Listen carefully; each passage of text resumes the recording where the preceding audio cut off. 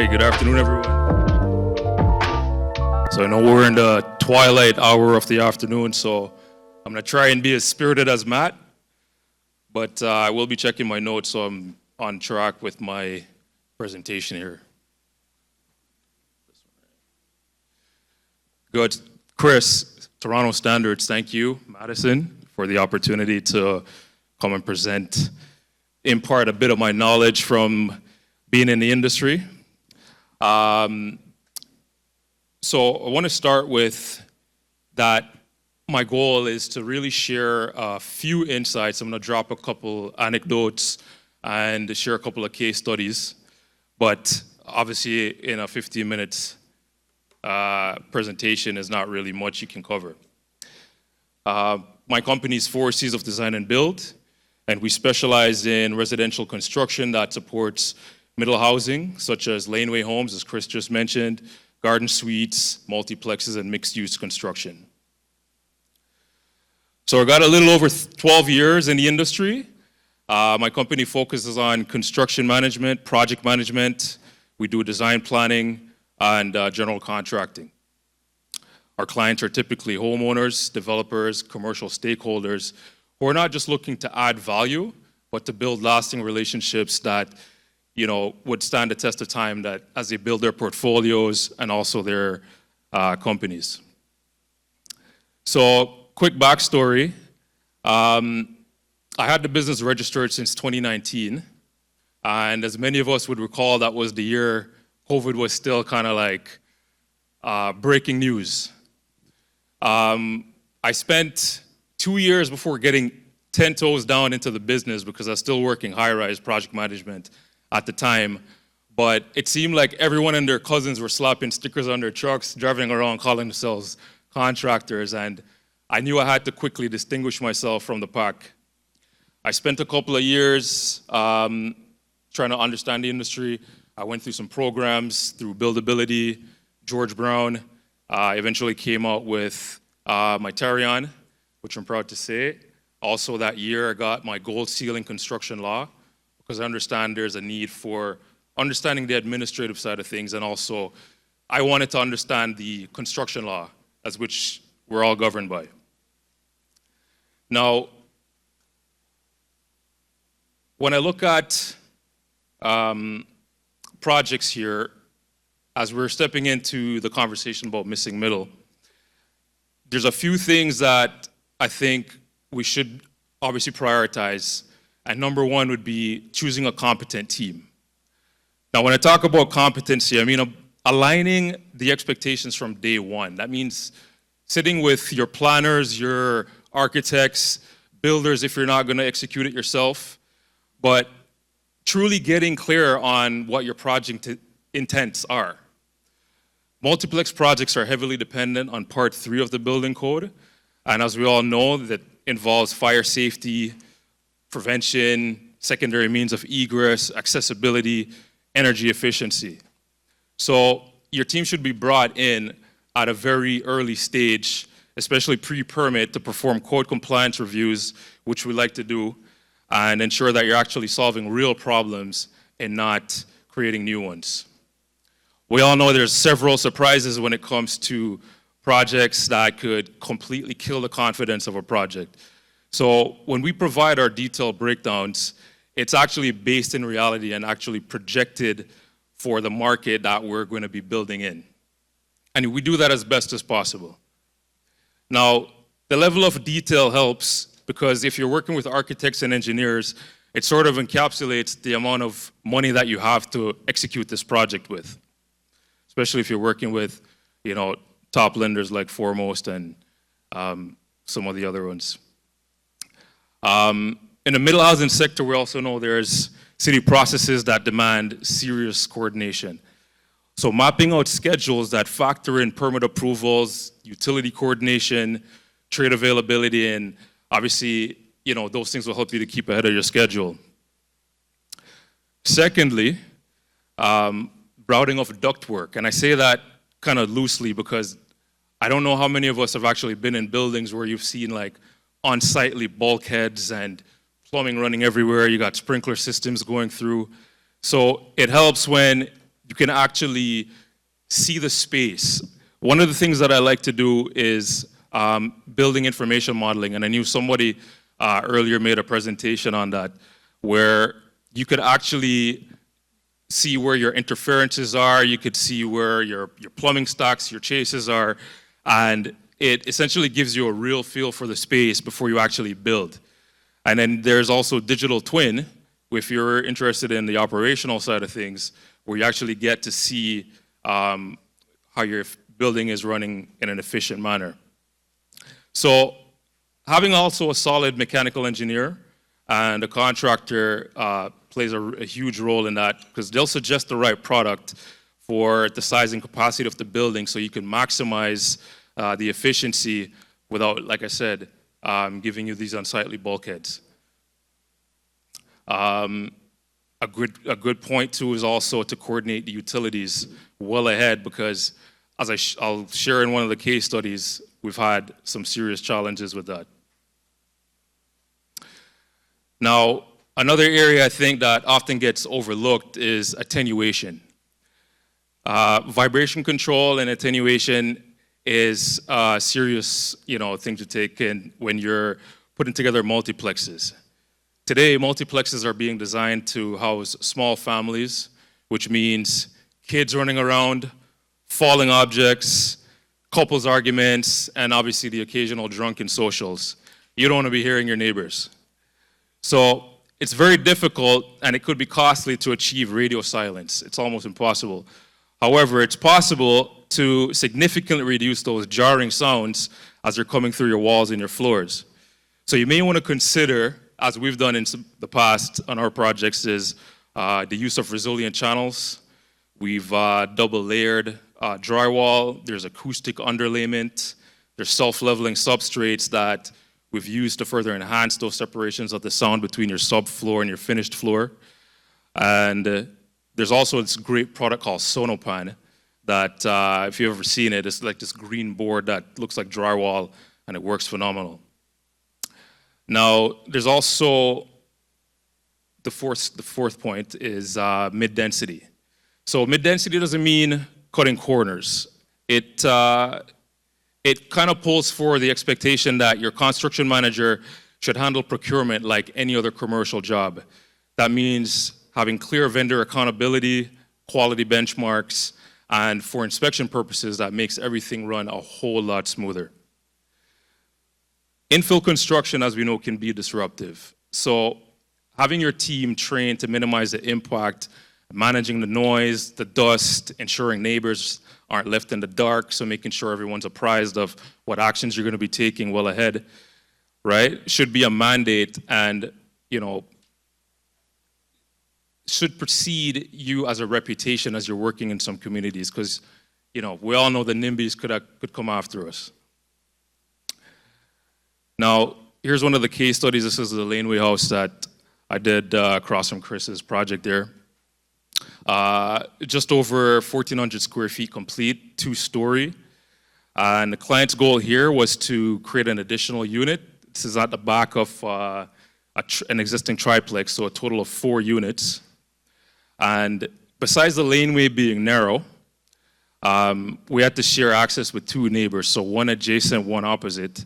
And it just created a logistical nightmare in some of those cases where we had huge deliveries or we had trades that obviously had lots of tools and stuff to offload. In the case of our service tie-ins, we got lucky on this site because the utility room was right at the back of the existing triplex.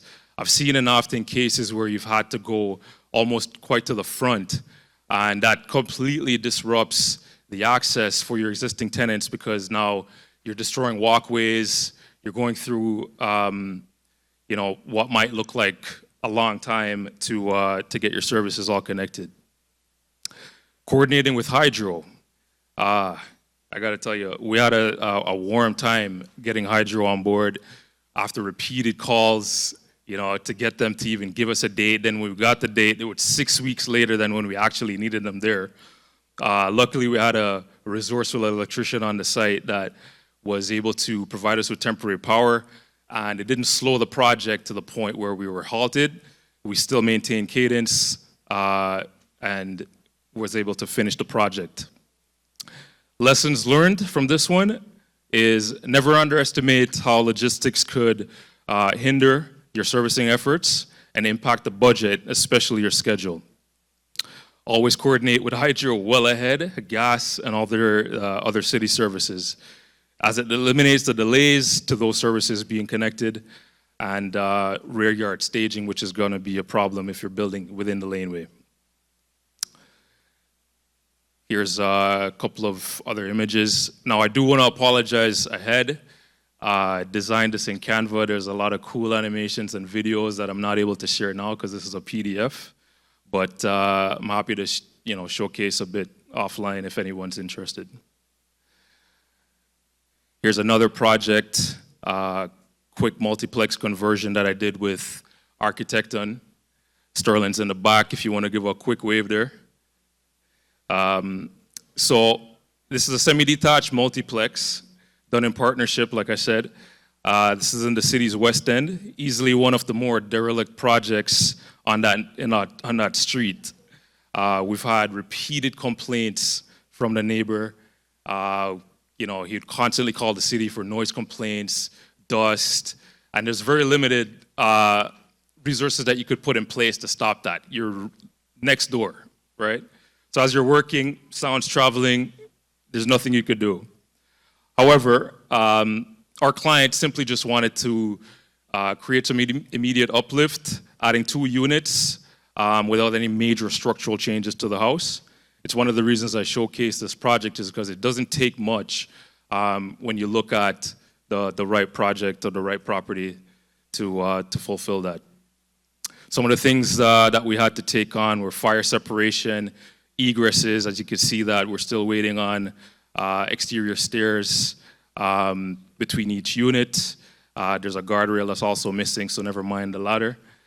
But the HVAC zones also came into play as, provided some complexity between the units, the hallways, to maintain good comfort at all stages. And the lessons that we took away from this one was to really plan the mechanical and as well the electrical early on so that when you're working within these tight footprints, you could actually get ahead. The coordination efforts in this were really extensive, but having invested in the understanding of the building code really helped to expedite a lot of things and helped us to come to some decisions a lot quicker. Now, there's always going to be unknowns and also known unknowns when it comes to risk mitigation, but it begins at the planning stage. And we took great strides to get ahead and flag the things that others would necessarily miss. And, the access limitations, the staging constraints, the neighbors, them being sensitive. As the developers that we've worked with, they've always appreciated the fact that we've gotten ahead of a lot of these issues. And we're anticipating them as opposed to reacting to them. Here's, again, can't really showcase much of the videos here, but again, happy to share offline. So a quick recap, some of the top things that I think we should all pay attention to. Know your team, know your site. The existing services all take time to tie in. Soil conditions, as I made that mistake on the laneway, was one where we were dealing with a lot of loomy soil, and it increased the cost impact to our excavation, it increased the time impact to our excavation, the service tie-ins because we had to shore everything as we went along, and it just really could have been avoided had we known what conditions we were working within. Lock in your budget. You want to also carry 10 to 15% at minimum as a contingency because there will be things that you don't know you're going to run into. Design with the execution in mind. Always think from the end backwards. Figure out the constructability component. Like I said, bring in your stakeholders early, your planners, your designers, builders if you have to, and figure out the project, engage with people early so you can get ahead. permanent utility coordination. Like I said, when it comes to dealing with the city and the utility services, if you're not ahead, they can throw you back, and that goes your money in the dump. Stay close to the site, especially in the last 20 minutes of the project. Finishing is always critical. Getting across those finish lines with, no obstacles, zero deficiencies is almost next to impossible, but if you stay close to it, then it will definitely make things go a whole lot smoother. That completes my time. I want to thank you all for allowing me to impart this little bit, and if anyone chooses to reach out, I can be reached at any of these channels ahead. Thank you. Okay, so that was great. So of course, like, it's one thing to get the planning right, the design right, but ultimately you have to build it. You talked about some of the big things that developers and owners should keep in mind when they retain a construction manager or a general contractor. What are some of the big mistakes you see, especially developers, especially I would say kind of like rookie developers making when they're working with a general contractor like you? So in our experience, I find that developers don't get well enough educated about the process. That could also be put onto the general contractor to, apprise them of what the process could look like.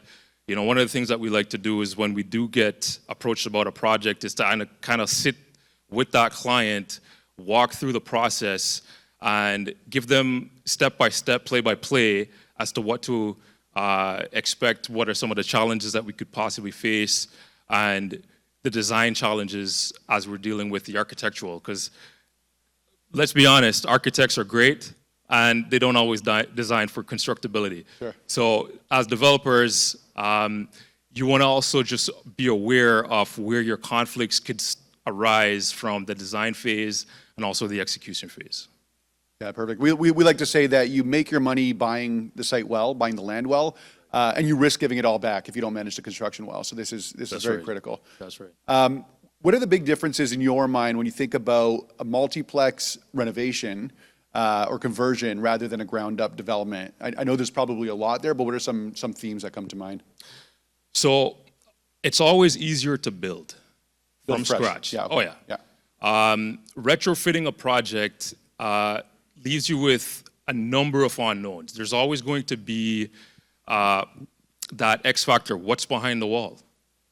What are you going to face when the project in the West End that I showcased, the client wanted to limit the amount of expenditure doing all these structural renovations, but we ended up having to do a lot of it anyway.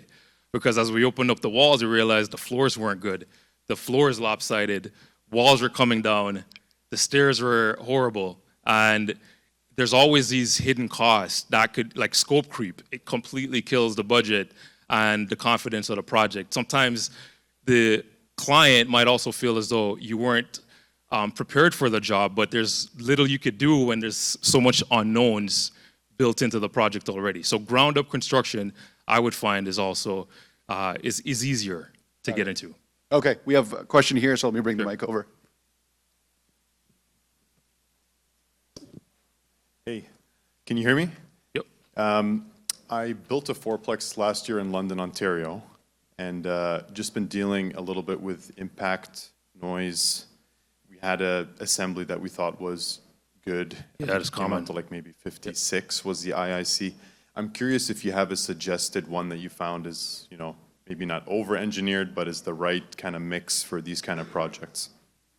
So before you go, what steps did you take? Like, share with me what measures you took to dampen the sound. So we have a double drywall, resilient channel.